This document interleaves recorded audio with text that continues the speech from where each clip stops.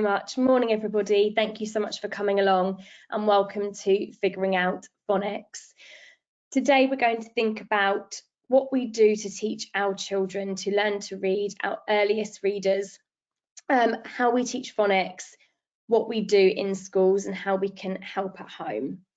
So I'm going to start off with the purpose of why we teach reading.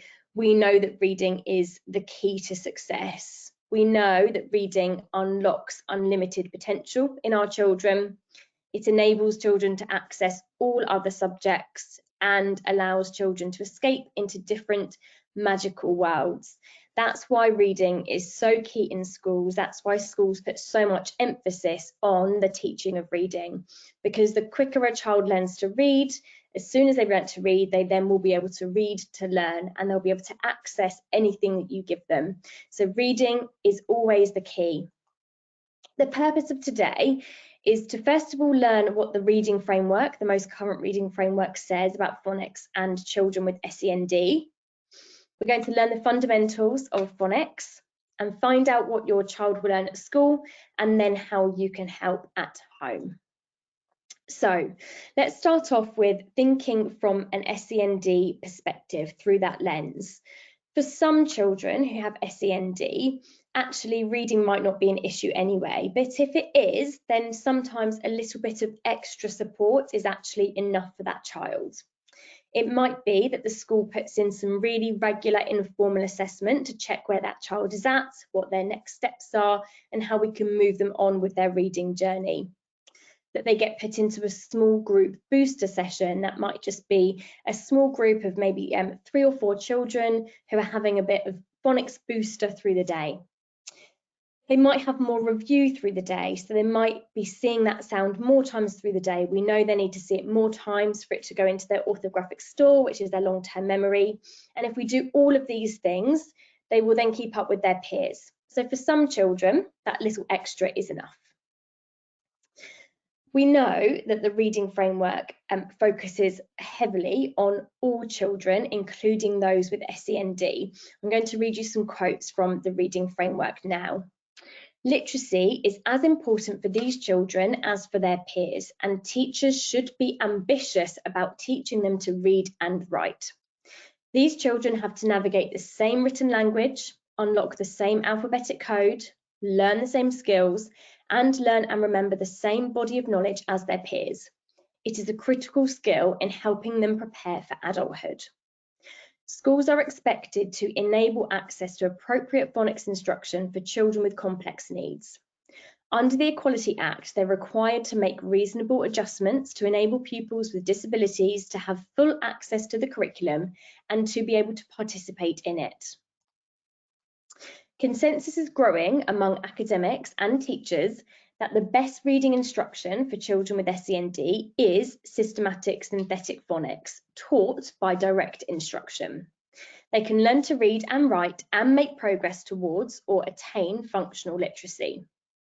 In a 2021 study of children with learning disabilities, findings suggest that students with SEND benefit from phonics-based programs. And the view that children learn to read in different ways is now under scrutiny. It is simply not true that there are hundreds of ways to learn to read. Every child is unique, but when it comes to reading, we all have roughly the same brain that imposes the same constraints and the same learning sequence. And that's all from the reading framework that was released in 2021 and updated yearly. Evidence suggests that most children with moderate to severe and complex needs are not visual learners as previously thought. For instance, in a small study found no evidence of prominent visual learning style in children with ASD, while Kathy Colligan has noted that for children with Down syndrome, sight word learning on its own is insufficient for reading development, and teaching with this approach alone is contrary to current evidence-based practices in literacy instruction. Phonics, rather than a whole word approach, provides children with moderate to severe and complex needs the best opportunity to gain that functional literacy. Children who have a hearing or visual impairment are generally able to access phonics teaching if they have some hearing or vision. And again, those are all quotes from the reading framework. Let's have a look at children with ASD.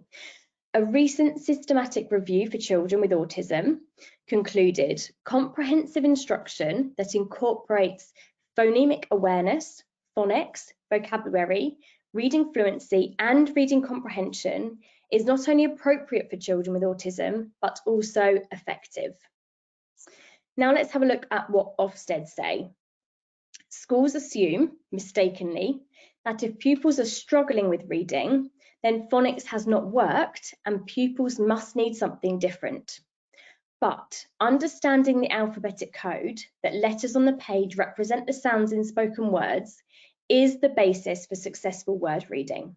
Study upon study show that children who have been diagnosed with developmental conditions learn to decode words by relying on the same processes as other readers. A different curriculum, such as teaching pupils to read word by sight, may appear to offer short-term success, but it will not provide a long-term strategy for decoding unfamiliar words. Some pupils with SEND will probably need a lot more practice to secure important phonic knowledge. This does not mean phonics is not working. It just means we need to think really carefully about how best to help pupils secure this knowledge. For example, it may be more helpful for pupils to be in a small group, breaking the learning into smaller steps and repeating the steps more to increase overlearning. And that's come from the latest education inspection blog. So I've just given you a load of quotes from different articles to summarise what this is saying then. Children with SEND should be taught to learn to read using phonics. It shouldn't be any different to any other child. Sight reading, which is what we previously thought might be better for a child with SEND, sight reading isn't a thorough enough strategy for any children, including those with SEN. We need to adapt the delivery, but not the programme. So actually doing things like teaching that child in a smaller group, or teaching them one-to-one, or breaking the learning down into smaller steps, or repeating the learning more, that's what we should be doing with a child who has SEN. We shouldn't be adapting the programme or changing something because we feel it's not working. And that's what Ofsted is saying, that schools mistakenly think this is not working for that child, but actually it is. It's just that it needs to be broken down into smaller steps, and that child might be making smaller steps of progress. So what should happen in schools then? Let's have a think about the kind of intervention that we should see in schools for our children with SEND. We should see a daily one-to-one reading intervention. This needs to be one-to-one rather than in a small group, because really the teacher or TA or whoever's working with that child needs to be targeting their particular gaps and working with that specific child on their reading journey. It should be a consistent adult. So maybe a TA that is full-time, that's in the whole week, should be working with that child one-to-one every day consistently. Their targets need to be really rigorously tracked. So learning to read is a very clear step-by-step process, and we'll see that process later on in the presentation. And actually, if we're tracking those targets, it might be that the child is making small steps of progress, but we should be seeing ticking off of targets every week, every 2 weeks, where that child is learning those small steps of learning to read. We're teaching in small steps. So we know that one particular child may not learn to read at the same pace as another child. That's fine, as long as they are making their own progress. It might be small steps, but that's okay. And they should always be using the school's chosen phonics programme. So if the school has chosen a particular programme, which every school has to teach a phonics programme that's been validated by the Department for Education, that programme needs to be retaught to that child. We're not adding in anything new, we're not adding in a different programme, because actually that just confuses things even more. So where we might have that viewpoint of, oh, this particular programme's not working because the child's not making enough progress, that's not what we want. We want to stick with the programme, be consistent, and just understand that the steps of progress might be smaller. We're making sure that we're using familiar routines to the children. So whatever the program uses, it might be that they've got a specific jargon or language or routines for reading. We're using those same routines in that one-to-one intervention.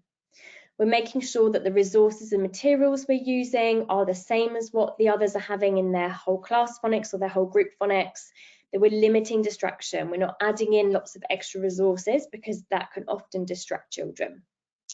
That we're providing plenty of opportunity for overlearning. So if we're teaching, for example, the single letter sounds, if we're at the very beginning of the reading journey, the child is having the opportunity to see those sounds over and over and over through the day.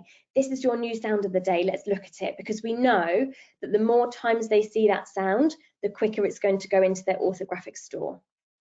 It's at a suitable pace for them, so we're working with the child. We're not deciding this is the pace we're using and this is what we do. We're making sure that we're reading the child, we're working with what they can do, and that we're engaging and motivating, that we use our body language, our facial expressions to show them how proud we are, how well they're doing. We're really motivating them through those small steps of progress. In these one-to-one sessions, the emphasis should always be on that grapheme-phoneme correspondence, and we'll have a look shortly on what that looks like. So it's the representation or the relationship between the sounds that we hear and the representation of those sounds on the page. Practicing blending to be able to blend sounds into words. And reading words by saying the sounds and blending them. So that's what we should be seeing in those one-to-one sessions. Primarily, that's the most important thing that we can teach our children, is those grapheme phoneme correspondences, and then being able to blend those together. So figuring out phonics, let's have a think about what phonics is, what those stages are of learning to read, and how we can help. So phonics is our alphabetic code. Phonics is learning what sounds the letters on the page represent. It tells us the sounds the letters make when we see them written down. The letters are all telling us something. Some are tall, some are short, some are straight, some are curled. We know what those letters say, but children don't. So we have to help them to understand that all those letters on the page are trying to tell us a message. They're trying to tell us a sound. And we need to remember what that sound is when we see that letter on the page. Each letter or collection of letters, when it comes to 2 or 3 letters making one sound, tells us that sound. The letters are like little symbols. We know what these symbols say, but children don't yet. And that's what we're teaching when we're teaching phonics. To learn to read, a child has to learn what each symbol says. And that is phonics. And understandably, it's a skill that takes years to master. Let's think about us as adults. We often don't need to use our phonics because actually we can read every word that we see at a glance. However, there might be some words that come up that we do need to rely on phonics for. Let's have a think about this word here. I'm not going to read it out to you, I just want you to read it on the screen. I want you to think about how you are reading this word. So just sound it out in your head and see if you can work out what the word is. Okay, so this word is Styracosaurus. If any of you have got dinosaur obsessed children at home, you'll know what a Styracosaurus is. For those of you who haven't, lucky you, it's here on the page, so you can see it's a herbivore dinosaur, a bit like a Triceratops, part of the Triceratops family, I'm guessing. So what we're doing as adults is we're probably breaking this into chunks. We're not breaking it into every single sound because we're using our brain to make the most helpful collections of letters that we can see. So for me, I'm looking at first sty, and then racco, and then saurus, because saurus is a very familiar chunk in my orthographic store already. So I'm relying on that orthographic store to be able to read saurus. I'm looking at the sty and then the raccosaurus, and that's how I've broken it up. I can now read this word at a glance because it's already in my orthographic store. I've read the word Styracosaurus so many times over the last year and a half since my son became obsessed with dinosaurs that that word is now in my orthographic store, and I don't need to do that breaking down anymore. However, if I were to open a book and to see a name of a dinosaur that I'd never seen before, so let's pretend Styracosaurus is completely new to me, I'm going to be doing some sort of phonic decoding to work out what it says. And it might be that your decoding was different to mine. Like I said, I broke it into Styracosaurus. You might have broken it into Styracosaurus. And that's okay. Your brain is finding the most useful chunks of letters that it can. You're drawing on all that knowledge from your orthographic store, which is the part of your brain that stores all of the language. And in drawing upon that, you're finding those most useful collections of letters for you to be able to read that word quickly. But once you've read it enough times, you will now be able to read it at a glance because it's then in your orthographic store. Once it's in my orthographic store, Phonics has served us and we can wave it goodbye. I can now read that word at a glance. I don't need to decode it any longer. Great, I can read. And then I use my Phonics for the next dinosaur name that comes up that I haven't yet seen and is not yet in my orthographic store. When we learn to read, we look at a word, think about us reading Styracosaurus. We break the word into its individual sounds. We say those sounds, and then we put the word back together again. That is what we call decoding. That is reading those individual words. So when your kids' teachers say they've got good decoding skills, this is what decoding is. There's no speed or fluency in decoding. It's just doing those very fundamentals where we're looking at the word, breaking it into its sounds, saying the sounds, and then putting that word back together again. When we're spelling, we do the opposite. We reverse it. We think of the word we want to write, think of the whole word. So we're going sort of from bottom back to top. Think of the whole word. Then we say the sounds we can hear in the word. We have to retrieve from memory what those sounds look like when they're written down. We have to retrieve what the letters are.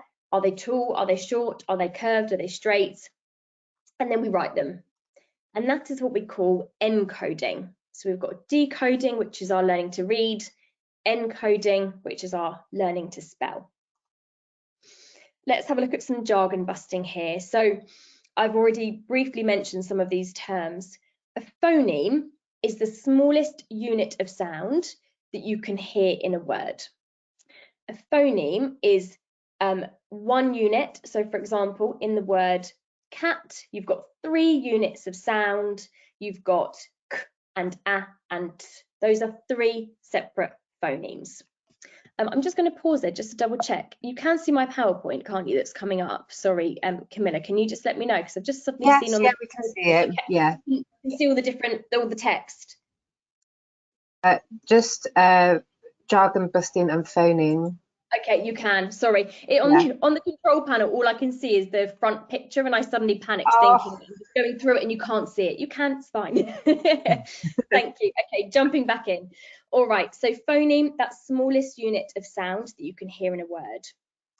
The grapheme is the visual representation of that sound. It's the sound written down, or the phoneme written down. So phoneme, think of phone, what you can hear.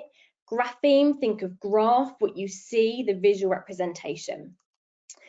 Phoneme grapheme correspondence, that's the GPC that we see, where we kind of see it in the framework. We're focusing on GPC. That is grapheme phoneme or phoneme grapheme correspondence. That's where children have a connection between the sound a and what a looks like as a letter, the letter A. So they're understanding that those two things are connected. In each word, there is a one-to-one phoneme grapheme correspondence.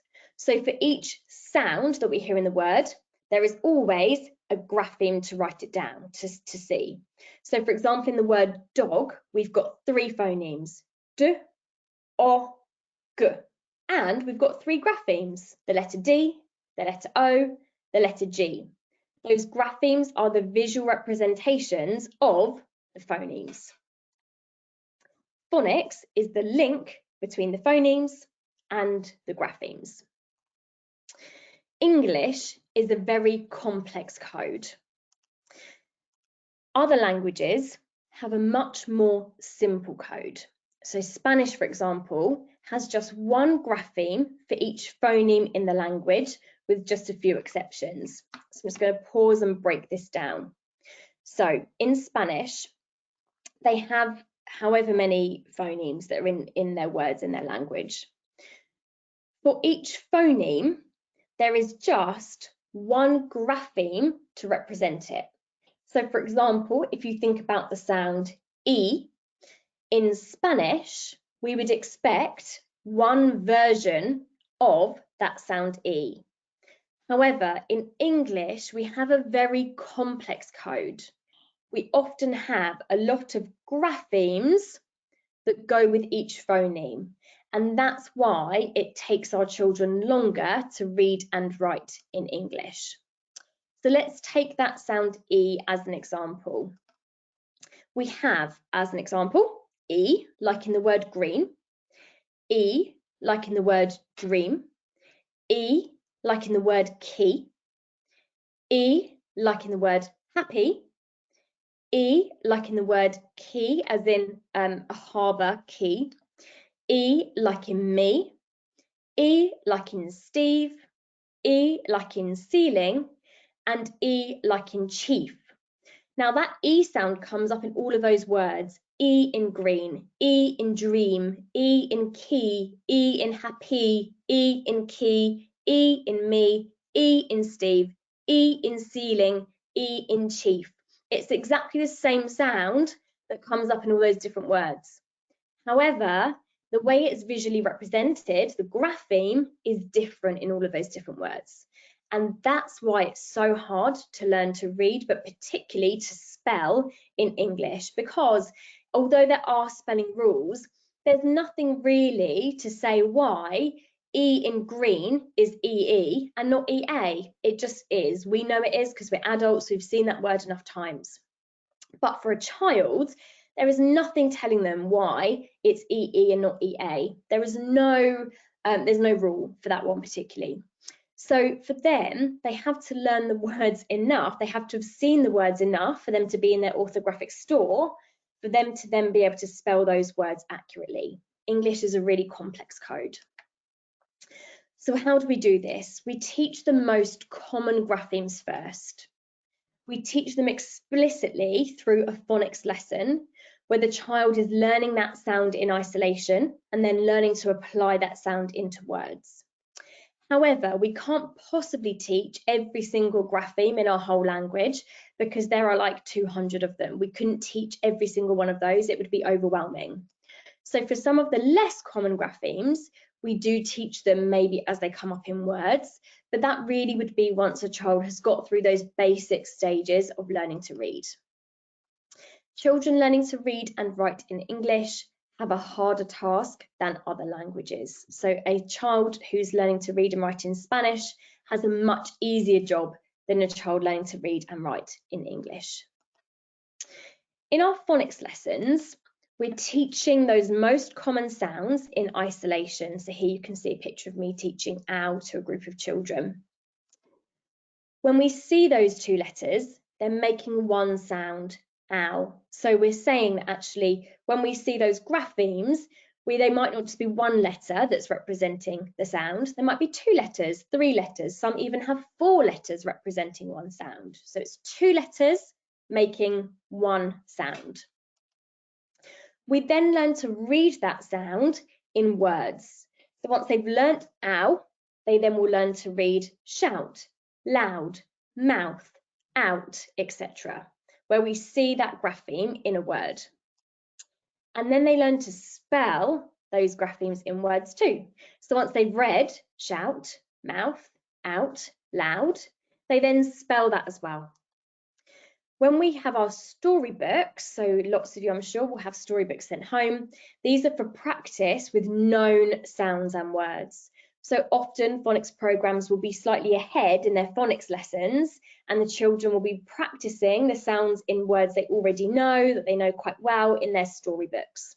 So often I get questions on my Instagram, my Phonics Fairy Instagram, that say my child is learning these sounds but they're not in their books, and that's for a reason. It's because we want them to know them really well before they start applying that knowledge in their storybooks. So let's take a look at these different stages of learning to read. We've got initial sounds, so where we're learning those single letter sounds. We're not looking at the digraphs where we have two letters making one sound. We're just looking at those single letter sounds from the alphabet. We then learn to blend those sounds into words, stage 2 or step 2. Step 3, we're learning the consonant digraphs. So for example, we've got sh, qu and ch.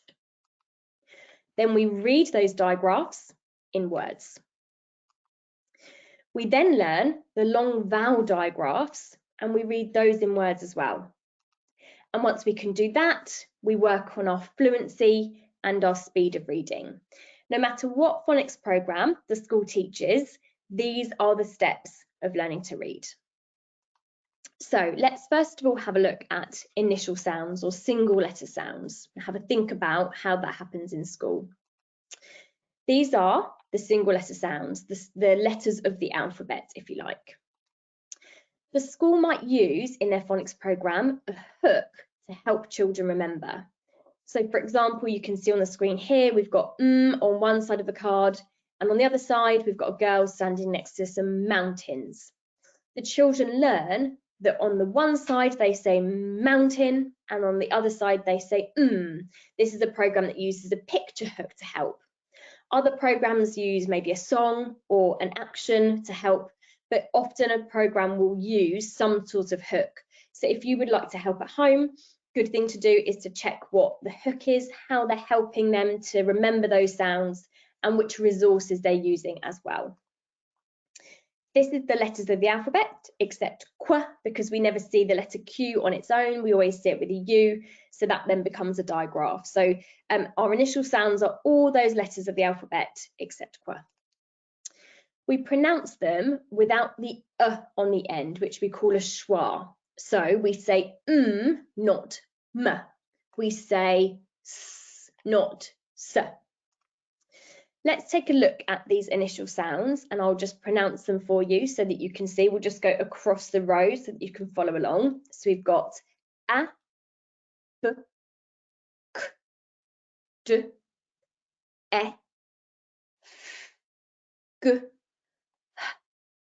I, j, k, l, m, n, o, p, r, s, t, a, v, w, x, y, z. So that's how each of those sounds is pronounced. And in a phonics lesson, they would be taught, as I said, using that hook. And normally we just teach one of those each day. Again, depends on the child. The pace that we can go might just change depending on who we're working with. Our next stage is blending sounds into words.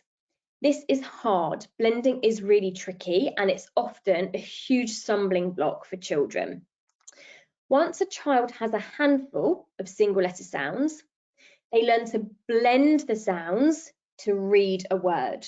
So here, as you can see, we've got b, I, g. We blend to read big. And that's why we keep that that schwa at the end, as clipped as possible to help them blend. If we think about saying those sounds with a schwa on, b, I, g, if we're blending b, I, g, b, I, g, b, I, g, it doesn't sound anything like big, which is why we keep the sounds really pure. B, I, g, big. You can see that those three sounds, we can hear the blend into the word. K, at, cat, n, men. So we're seeing that we're blending those sounds into words. Blending is really hard, it's tricky. We model blending until a child can do this independently. There are some nice things you can do at home to think about your blending with the child. So if they're struggling with blending, the first step is to actually do some oral blending, which is where we are just saying the sounds orally without anything in front of us and seeing if the child can blend the sounds together to say the words. So you might say, oh, look outside, I can see the s, sun, and you're just adding into that everyday conversation to help them hear the sounds in words. Once a child can blend, and that can take a little while for some children to actually get over that blending hurdle, we then start teaching the consonant digraphs. So where we first see two letters making one sound, and that's what a digraph is in terms of that jargon, two letters making one sound. The first 6 digraphs are consonant digraphs.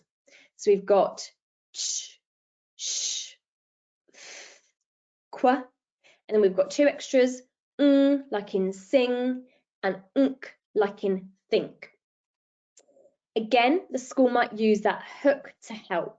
They might have an action, they might have a picture to help the child really be able to remember that sound. Here you go, here are the consonant digraphs written out on the screen. So we've got sh like in ship, ch like in chip, th like in think, like in sing, qu like in quit, and unk like in think.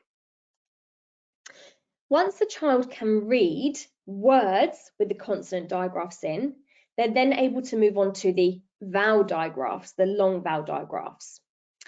Just going back a step to our consonant digraphs, when children are reading these in words, if the digraph is at the end of the word, or even if it's at the beginning, sometimes they struggle to see that digraph. So when my son was first learning these, for example, if the word was ship, he would say ip. He hadn't spotted that those two together make one sound. So what we were doing was making sure that he looked for it first, found the digraph first, and then went back to read the word from the beginning. So getting them to look for the digraph first is a really good tip. Once they can do this, we then move on to the vowel digraphs and trigraphs. So again, this is 2 letters or 3 letters making one sound. There are 12 vowel digraphs. I'm just going to read them out, but there are alternative graphemes as well, which we'll have a look at in a moment. So we've got A, E, I, O, U, R, O, ow, and oi.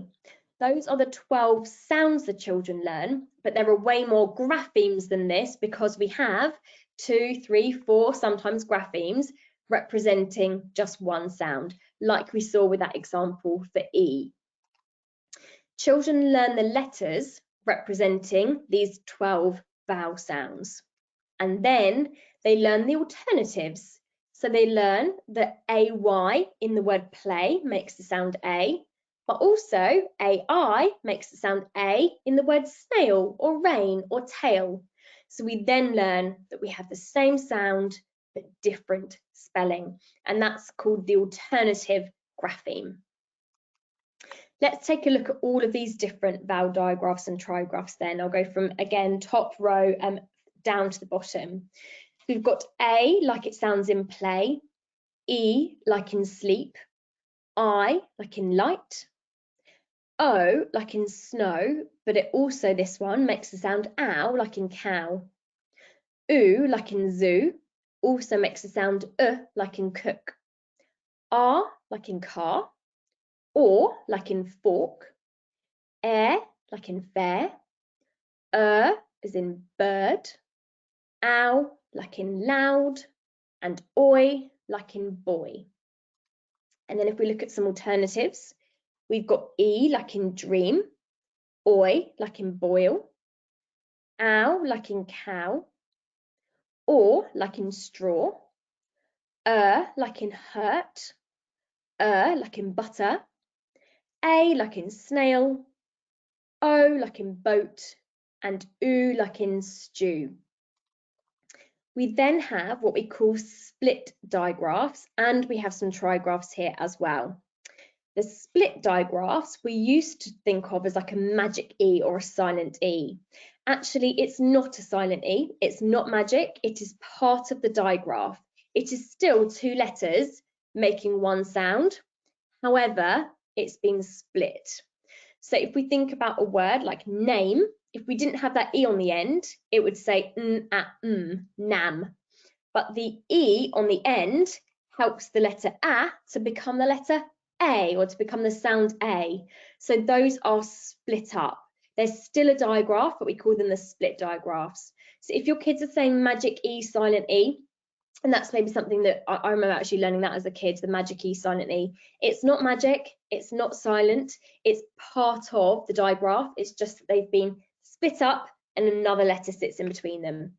So the split digraphs, we've got A like in name, E like in Steve, I like in smile, O like in home, and U or U like in huge or cute. And then we've got some final trigraphs. Aya like in fire, ear like in hear, your like in pure, and air like in care. We use sound buttons and dashes to help children identify where those digraphs and trigraphs sit in a word. So let's have a look at some examples, and then I'm going to get you to have a go on your own. So let's look at some examples first. I'm just going to hold this up to the camera. Okay, so here, let's look at the word dog. Just give me a shout, Camilla, if you can't see this. So we've got three sounds in dog. So the sound buttons we would see would be that one, D, O, and G. Three phonemes, three graphemes, three sound buttons.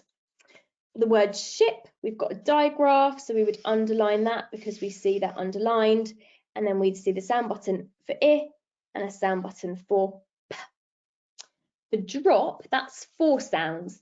Now this is in that blending stage when we're looking at blending words together, but often children can get stuck on a word like drop because we're seeing two consonants sat together. Now we used to call these consonant clusters, but we don't really call them this anymore. If a child knows their sounds and they can blend, then they don't need to learn it as a cluster. And I think that was a bit of like an old-fashioned thing to do, which we don't do anymore. However, if you see any kind of paperwork or whatever that says anything about consonant clusters, that's what it's talking about, where two consonants sit together. So other words include jump, where we've got MP at the end, frog, like the F and the at the beginning, drop, drip, words like that. So where we've got those two consonants sat together. And often children get quite stuck on that stage of learning to read, where they're learning words with four sounds.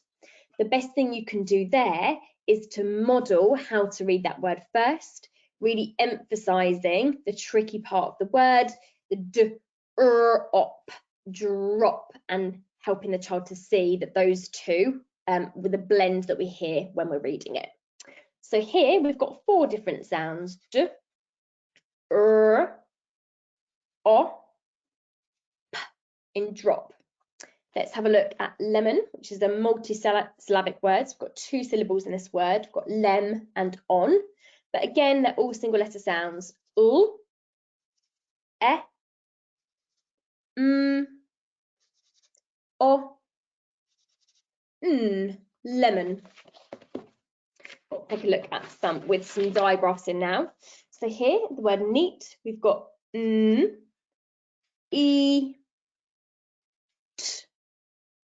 and then we've got phone. These two are making the sound.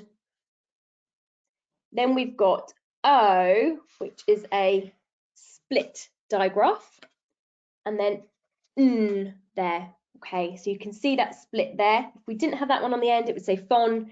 It doesn't. It's helping that one to say O. It's a split digraph. Okay, so now that I've shown you some, I'm going to get you to have a go yourself. So if you could just write out these words: cat, chin, flag, pumpkin, snail, and cake. Then have a go dot and dashing those words. I'm going to do it myself so I can show you, and you can give yourself some ticks in a minute.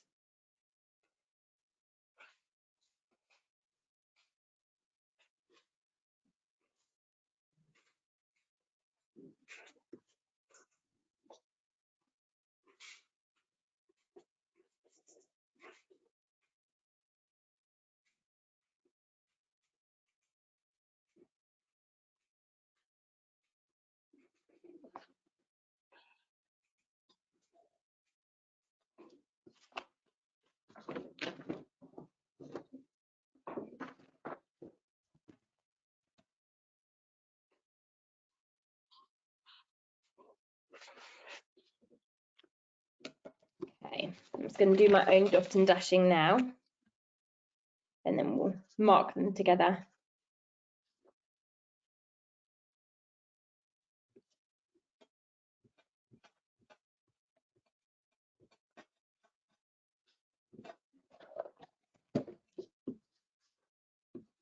Okay, let's mark. So cat, you should have 3 sound buttons. Chin, you should have 1 dash and 2 blobs. Flag, 1, 2, 3, 4 sound buttons. Pumpkin, although it's a longer word, all single letter sounds.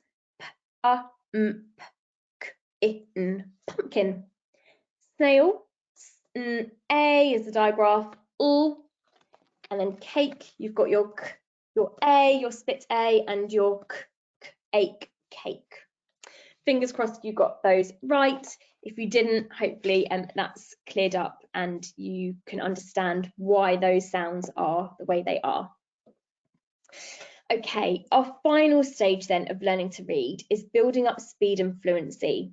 Now with these other steps, everything I've shown you, a lot of it is just about repetition, learning the code, learning how to blend.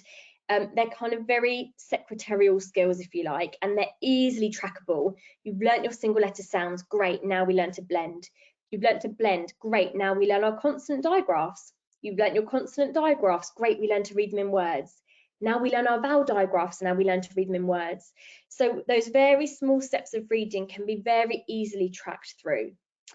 Building speed and fluency is kind of the big one at the very end, because actually this is the part that so many children struggle on, that they're really good decoders, but actually being a good decoder doesn't mean you're yet a good reader. It means you will be a good reader, but actually decoding and fluency are 2 completely different things. So let's have a think about what we mean by speed and fluency. So being able to read at speed with fluency, we're looking at children being able to read at about 100 words a minute to be a speedy, fluent and comprehending reader. So for children to be able to understand what they're reading, we need them to be reading at about 100 words a minute. And that relies on very quick decoding, being able to read words at a glance. So be decoding so quickly that your brain is doing it before you've even realised. And that's when we make that change from being a decoding reader to a fluent and speedy reader. Some things you can do to help your children build their speed and fluency. You can teach the words that are going to appear in the story first. So if they're in those very early stages of learning to read, those little phonics books, you can teach those words first before they're going to read them in the story, because hopefully if they're reading them for the second time in the story, they'll be able to read them more quickly at a glance rather than having to decode all those individual sounds. Encourage them to sound out in their head. So something I say to the children is close your mouth and whisper it behind your lips and then say the word. So encouraging them to internalize that sounding out. Encourage repeated readings. This is always tricky. I do find this one with my son where he doesn't want to read his storybook over and over, but I notice such a huge difference between the first time he's read it and the 4th time he's read it. It's a completely different read and a completely different purpose. You know, that first read is very slow, lots of decoding, lots of reading the tricky words. I'll come to tricky words in a minute. But by the 4th time he's read it, he's reading it at a glance. So encourage those repeated readings. Model how to read. sounding out in your head. So make sure that they're hearing you reading, knowing that what you're doing is sounding it out in your head and then reading it quickly. So they need to see that process. I'm going to sound this one out in my head and then I'm going to read it. And finally, it seems mad to just have this as one kind of final point, especially on World Book Day, but reading plenty of stories to them. I can't emphasize this enough. I've obviously, we've looked at phonics today because the title was Figuring Out Phonics, but the very, very best thing you can do for your children to help them learn to read is to read loads of lovely storybooks to them. On my Instagram every Sunday, I do like a story recommendation. And I always pin them. So in the little story highlights, I call it story time. And then I've sort of built up quite a lot of recommendations in there now. Just a lovely picture book, storybook that I would recommend because I've enjoyed it, my son's enjoyed it. And that's really going to expose them to so much. You know, words you don't use in everyday conversation, topics that you might need to talk about, those big topics that come up in those storybooks that are so helpful as a springboard for those good conversations. And just that bonding and that love and that calm down before bed is the best thing you can do reading a story. So read plenty of stories to them. That also will help their reading, their speed, their fluency, and their comprehension as well. So just a kind of quick one to just end that with the reading plenty of stories to them. I know that we're celebrating World Book Day today by thinking about phonics, but actually the most important thing you can do ever with your child in terms of helping them to learn to read is reading to them. To end then, let's just have a look at tricky words. So tricky words are common words. They're words that are high frequency, but with a grapheme that we don't often see. So for example, in the word said, that eh is tricky because we don't often see the letters AI making the sound eh. We show the children where that tricky bit is, and we have to just tell them these words.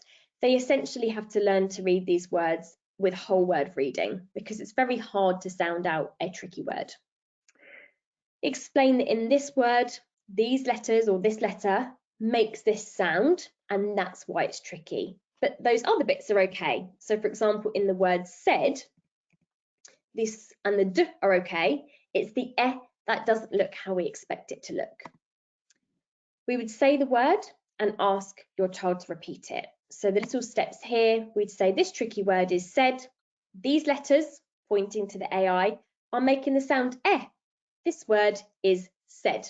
Now you read it, and we will get our child to just read the whole word. Okay, we're going to end there. So we've got 10 minutes for questions. Just again to reiterate, why is this so important? We know that reading is the key. Reading unlocks unlimited potential, enables children to access all their other subjects, and allows children to escape into different magical worlds. That's why schools put such a huge emphasis on learning to read, why it is so important, and why I do what I do with my phonics consultancy in my schools, but also with my Instagram account, because I feel like it's so important that parents know how their child's learning to read so that if they want to, they can support them at home as well. Thank you so much, Camilla. I will hand over to you for some questions, and just what we said before, Camilla, to everybody, if you don't get your question answered or if there's something that I need to kind of go away and think about and talk to you a bit more, please do just drop me a message on my Instagram, so DM me on Instagram. I often will send people voice notes back, which is sometimes easier than sort of typing it. But if there's something I need to just go away and think about, then send me a DM and I'll answer it there instead. Okay, Camilla, over to you for questions. Brilliant. Thanks so much, Amy. That was brilliant. It's really interesting, actually, because I'm at the phonics stage of my daughter, and when you break it all down and see it all, it could be, it's very overwhelming, isn't it, for like a young kid's brain to take all that in. But I suppose, like you say, it's just practice, isn't it, and reading constantly with them. So yeah, thank you so much for that. And we'll get through some of the questions. Like, if anyone does have any questions whilst we're doing the Q&A, if you can just post them in the control panel. We've had a couple in, so we'll start with, my 9-year-old son finds reading difficult and does not enjoy it. How can we help him want to read? I would just read to him. Almost sometimes you just need to like take a little bit of a break from it. So instead of forcing him to read his storybooks at home, like his phonics storybooks or his, the storybooks he's been given to read at home, just pause on that, find out the books that he loves. So what kind of topic is there? Or, there's so many books out there that sort of gear towards different children. But I feel like there's especially a sort of collection of books that is aimed towards boys, about, you've got like Dinosaur Who Pooped a Planet and all those kind of books that the boys very stereotypically tend to love. So I would just put a pause on him practicing his own reading, read to him for a while, try to get that motivation and that love of reading back, and then sort of start to tackle him practicing his own reading at a different time.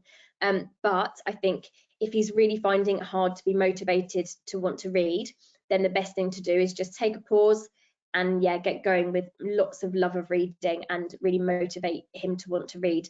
The other thing as well is just think about your own reading. So, does he see you reading at home? And just think about that. So, could you get out a book and model this, I'm going to sit and do some reading of my book, and, showing how actually we love reading in our family, and sort of bringing it into that excitement of, I'm going to read my book, and do you want to read yours, or should we read it together? Trying to share that love of reading together. Fantastic, thank you. Another question we've got, so my son is 18 and struggling at A level. He's been identified as a raw score 53 standardized score 117 87th percentile, but noticing he's making spelling mistakes in birthday cards. Is there a test you can do that looks at where he's going wrong with his spelling? He also has low rapid symbol naming and slow processing. Would this be connected to phonics skill? Yeah, it sounds like it could be connected to phonics skill.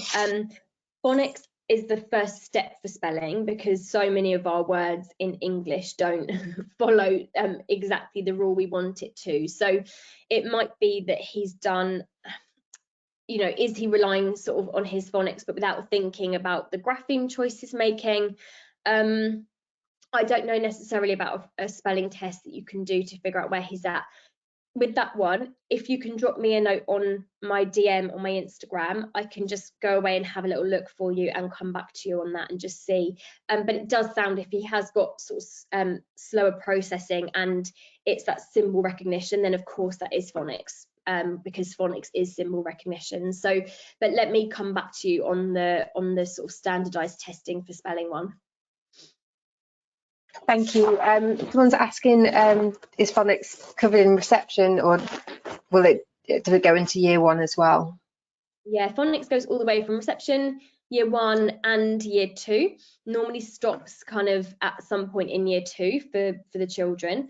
However, there are some children, of course, who won't finish their phonics in year two. They still need it going into the high year group. So for some children, they might need it in year three, year four and beyond as well, and that's absolutely fine. We're working with those individual children, and wherever they are in their reading journey, they have to complete some sort of phonics learning to then be able to go and be sort of in that free reading, what schools call it, be a free reader. So they need to kind of get through that phonics first. That normally occurs reception, year one and in year two as well. Thank you. Another one, so the alpha blocks are my son's current special interest, and he's in year two. Would it cause confusion for him if I work through their reading program at home while at his school are working on a different program? He's not been keeping up with the class anyway, as until recently he was non-speaking.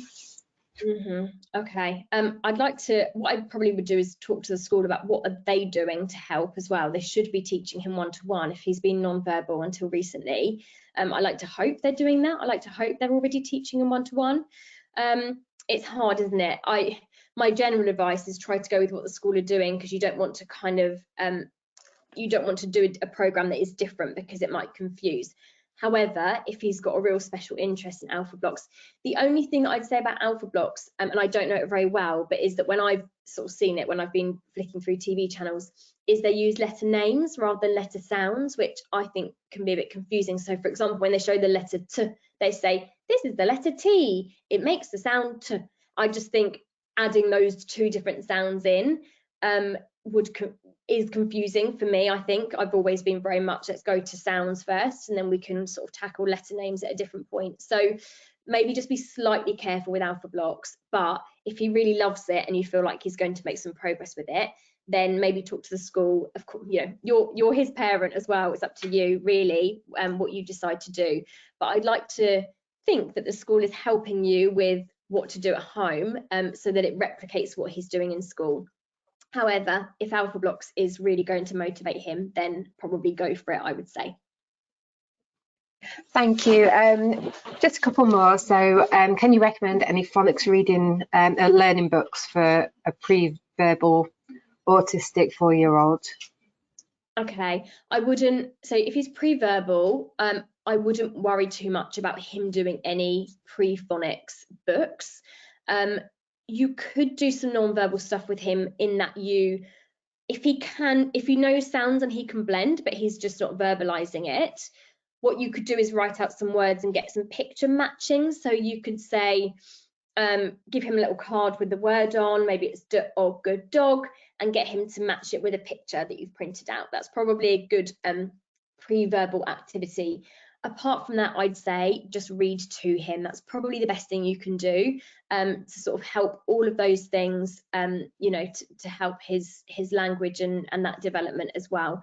So instead of him just kind of looking through a phonics book or going through a workbook, you could try that little activity where you sort of play the game where he's matching the word with a picture.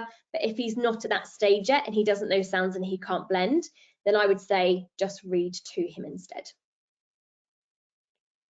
Amazing, thank you. And 2 more questions. So my son is 15 and dyslexic, and he finds reading and taking in what he's read very hard. What can I do to help? It depends on where he's at, really. You know, I don't know exactly what he can or can't do. Speed, really. Is it his speed of reading? Probably. And in that case, then it's his comprehension. So it might be that you need to just work on his speed, and actually a lot of working on speed of reading is just about practicing over and over.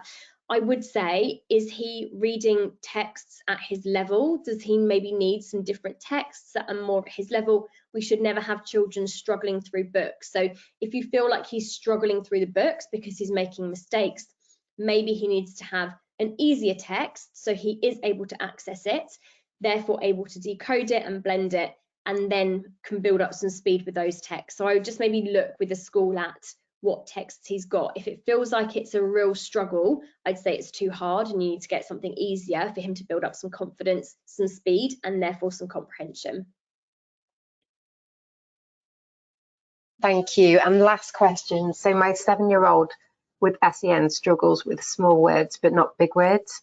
I think he may be using his memory for big words that are being read to him. Should I go back to basics on phonics with him? Yeah, you might. Yeah, I mean, if he's struggling with small words, I would just say to him, can you sound blend that word, and get him to go back to his phonics for sound blending. You know, even an old, like we did with the dinosaur Styracosaurus, we're using our phonics to look at those words. I don't know whether he's remembered some of those big ones kind of by sight, it might be, but I absolutely would get him to do some sound blending so you can check on his phonic knowledge, because it sort of sounds like he has got some memory of those words, but maybe not all of them. So I would definitely say go back to some phonics and see how his sound blending skills are. Brilliant, thank you, Amy. And that brings us to the end